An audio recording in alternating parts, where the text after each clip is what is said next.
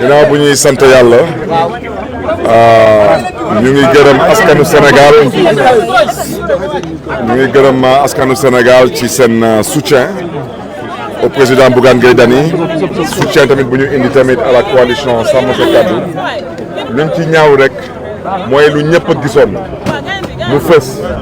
ñu wax ko mu am ay nit ñu ci jot a wut porox ndóol pour yàq suñu campagne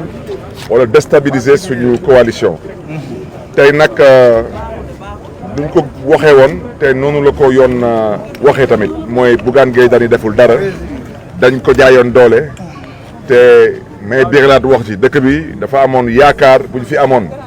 doon woote la séparation des pouvoirs damay waxaat encore lu ma waxoon tey ci suba am na benn Samba Boy bu ne moom dafa bëgg a doon député ci assemblée nationale aldul kalpe lu toll ci juróomi milliards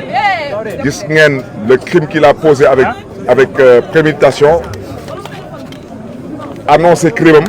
dem defi crime am te ba tey kenn waxul ci waxam Bougane Gueye Dany bi doon jël ndimbal ci turu coalition Sàmm Sa Kàddu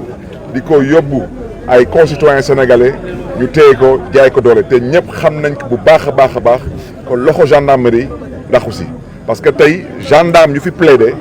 ils ont tous plaidé à décharge donc ça veut dire que dafa amoon loxo bu duggoon ci dossier Bougane Gueye Dany ba ñu téye Bougane Gueye Dany te loxo jooju dama koy duut baaraam mooy Mimi loolu mooy wax ci ñu bëgg nag askan bi déggee ko noonu yaakaar bu ñu amoon ci régime boobu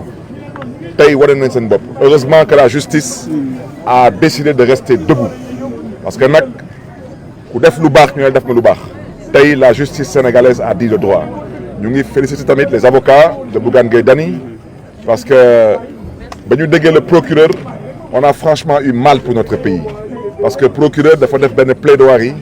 kenn xamul est-ce que dicté la doon réciter wala kenn xamul est-ce que da doon wax ay wax yu jóge d'une autre planète parce que lu Bougane def ñëpp a ko gis ñëpp ci teg seen bët suba nag incha allah dinañ commencer suñu campagne am nañ retard bu mag a mag a mag comme nu ngeen ko xamee retard bi c'est dû d'abord à la prise d'otage de Bougane Gueye Dany mais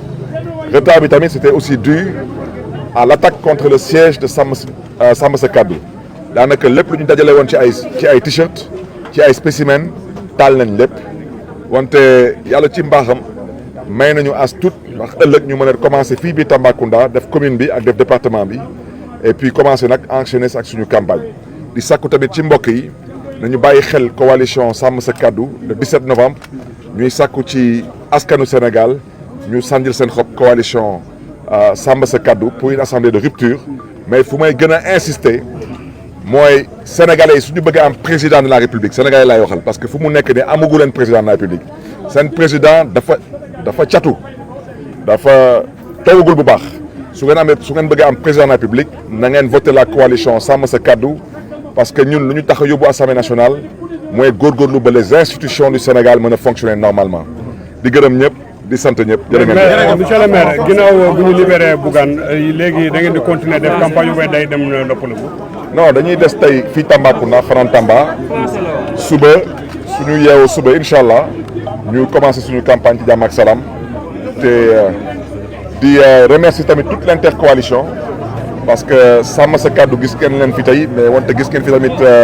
Takku Wàllu gis ngeen tamit coalition Jàmm Jëriñ donc di gërëm ñëpp di gërëm tamit la société civile di gërëm vraiment tous les acteurs qui prônent pour l'avancée de la démocratie sénégalaise te tey ñu ñëwoon tey fii fësal seen cofeel ci démocratie ñu leen di gërëm leen di sant. en français. gala diaspora bi asalaamaaleykum Serigne Omar Fall waaw Serigne Omar Fall di ku yàlla baaxal mu géeju lool ci wàllu asraar ak ñaan moo xam kurus ba ci wàllu bind di joxe ay sangat yu yéeme lool moom Serigne Omar Fall yéen bëgg saxaara jokkool ak Serigne Omar Fall yéen bëgg cangat ci wàllu ubbeeku ak muslaay ba ci protection bayri ak cat ba ci yéeme am faru rab jigéen bu bëgg borom kër mu jafe ko lool ba ci góor gi bëgg soxna mu te ko lool gaaw leen seeti Serigne Omar Fall ba ci ki bëgg tukki te am jafe-jafe ba ci yow mi li jënti wàllum këyit wut liggéey mu jafe ko ba ci yow mi am tawat bu la jaaxal lool ki am aaji bëgg ku ko ñaanal wala ku la defal xalwa gaawal jokkoo ak Serigne Omar Fall ba ci wàllu gàllaaj am na ay gàllaaj yu àdduna bi yépp di wër ak ay ndomb yu yéeme lool jaaru Serigne Omar Fall doo ko gis feneen ak yii garab di dox ci wàllu faiblesse sexuelle maanaam góor gu néew kàttan ci wàllu sëy